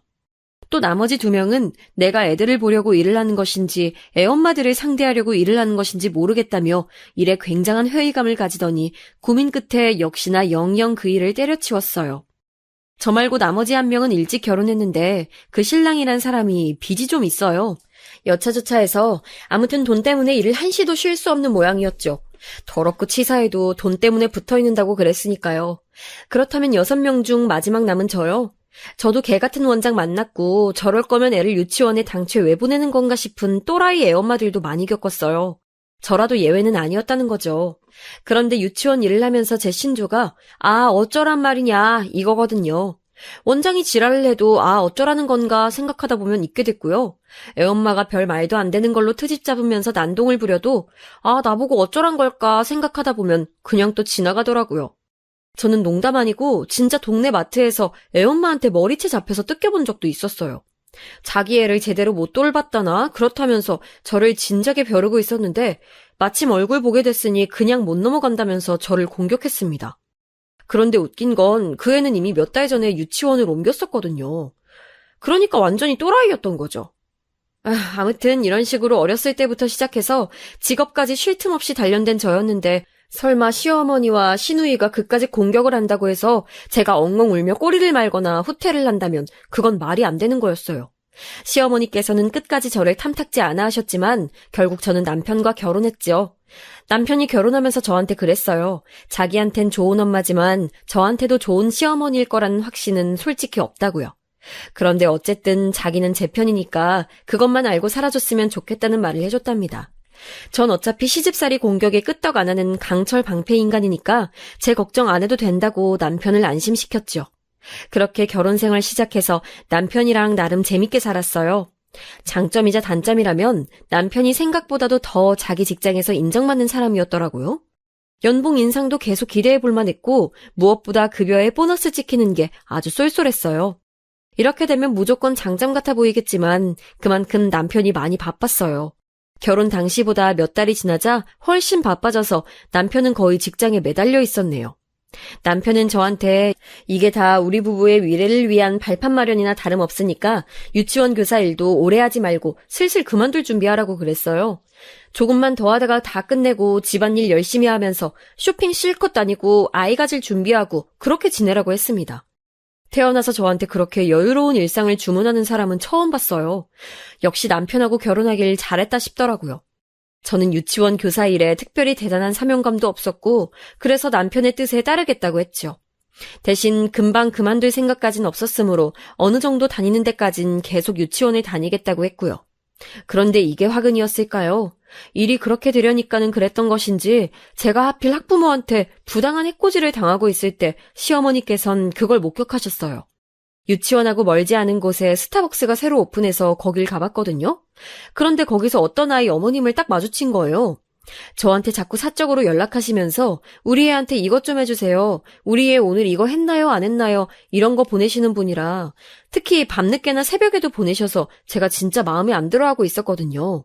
그래서 하필이면 그날 이틀 전에 그 어머님한테 글쎄요 라는 답장을 보냈었어요. 솔직히 그렇잖아요. 쓸데없는 내용을 보내봤자 저는 드릴 말씀이 없는데 그래서 글쎄요라고 홧김에 보내는데 그 어머님께서 무척 화가 나셨었나 봐요. 저를 보자 당장에 따지기 시작하셨죠. 손님들이 다 쳐다보길래 저는 쪽팔려서 밖으로 어머님을 유도했고요. 어머님이 계속 저한테 소리를 지르면서 그따위 정신머리로 애를 어떻게 돌보겠냐며 흥분하시길래 그럼 제가 지금 어떻게 해드릴까요? 무릎이라도 꿇을까요? 자포자기로 그런 말씀을 드렸어요. 그랬더니 그 어머님이 저보고 진짜 꿇을 것도 아닌데 허세 부리지 말라고 하시더라고요. 저한테 삿대질까지 날리는 것까지 보고 그냥 제가 무릎 꿇었어요. 안 그러면 도저히 안 끝나겠다 싶어서요. 아니나 다를까 제가 꿇으니까 그 어머님께서 조용해지셨습니다. 많이 놀라셨나 봐요. 그러더니 앞으로 애들 똑바로 보시라는 말을 남기신 채 주랭랑을 치셨죠. 저는 한숨을 쉬면서 무릎을 털고 일어났는데 앞불싸. 너 지금 여기서 뭐하니? 방금 그 사람은 유치원 애 엄마인 것 같던데 유치원 교사라는 게 정말 비참하고도 비천하구나. 시어머니께서 저를 부르시는 게 아니겠어요? 그 스타벅스는 드라이브스루 매장이라고 해서 차에서 내리지 않고 그대로 차에 탄 채 주문을 해서 나가는 매장이었는데요. 시어머니께서 차를 타고 주문을 하시는 구역에 잠시 정차하셨다가 하필 저를 목격하신 것이었어요. 마치 운명의 장난과도 같았죠. 저는 할 말이 없어서 그냥 꾸벅 인사만 드렸고요. 그러자 시어머니께서는 깔깔거리며 눈빛으로는 저를 한없이 깔보셨습니다. 그런데 문득 조수석에 계시다는 걸 알아차렸어요. 그렇다면 운전석에 스타벅스 커피를 수령하고 계신 왠지 남성분으로 추정되는 저분은 누구란 건가요? 궁금증이 피어올랐는데 얼마 후 해결이 됐어요. 다름 아니라 시어머니의 남자친구였습니다. 동년배끼리 알고 지낸 지는 2년 넘으셨는데 정식으로 진하게 사귀어보자고 한 건 반년이 좀 넘어간다고 하셨어요. 저랑 남편이 결혼한 게 도화선이 되었다네요. 저희 결혼식을 보면서 시어머니께서는 재혼의 꿈을 키우셨대요. 그러거나 말거나 재혼하실 거면 하시라고 그랬습니다. 제가 뭐라고 의견을 얹겠나요? 하시면 하시는 거였죠. 그런데 시누이는 시어머니의 남자친구인 그분이 무척 마음에 든다고 했어요. 그때 눈치챘죠. 아, 그분이 돈이 많으신가 보구나. 네, 역시나 재력가라고 하시더군요. 그리고 시어머니께서 연애만 이어가시는 게 아니라 굳이 결혼이라는 걸 하시겠다고 마음을 품으신 대목을 짚어보면서도 뭔가 느낌이 왔죠. 아, 그분이 고학력자이시겠구나.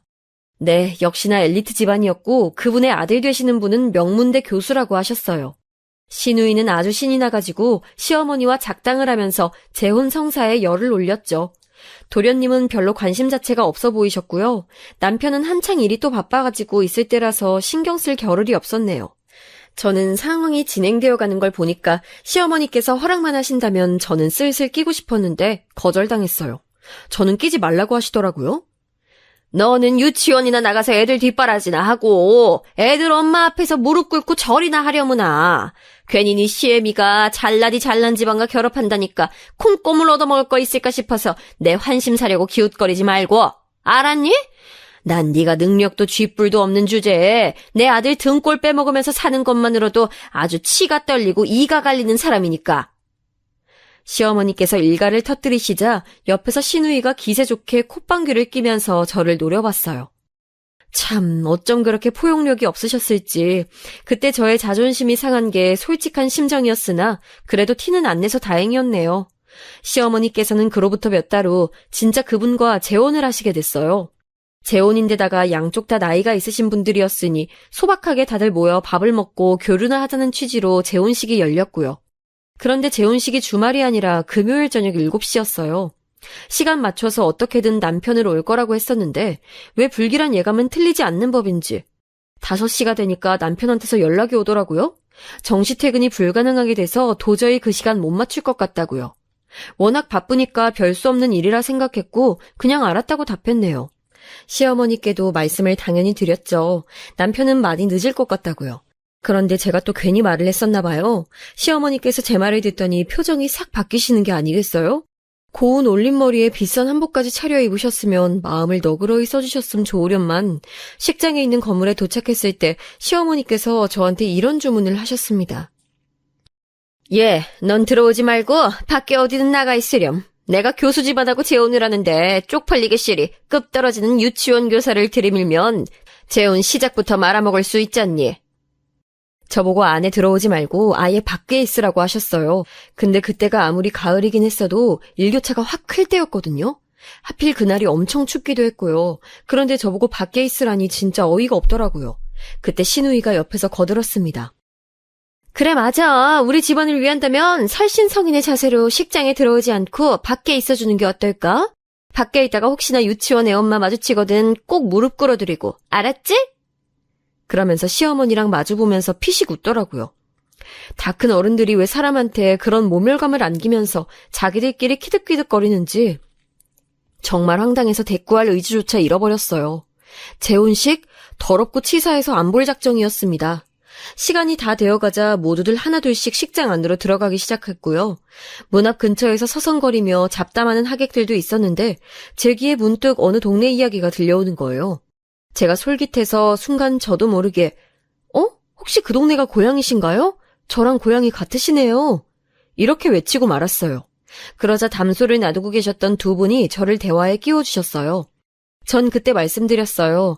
거기가 고향이라는 건 사실은 진짜 태어난 곳은 아닐 수도 있고 그냥 고아원 선생님이 알려주셨다고. 정작 저는 기억이 없는데 고아원에 들어온 지 얼마 안 됐을 때 선생님한테 제가 같이 있던 사람의 손을 놓쳤던 동네의 이름을 불쑥 말했었대요.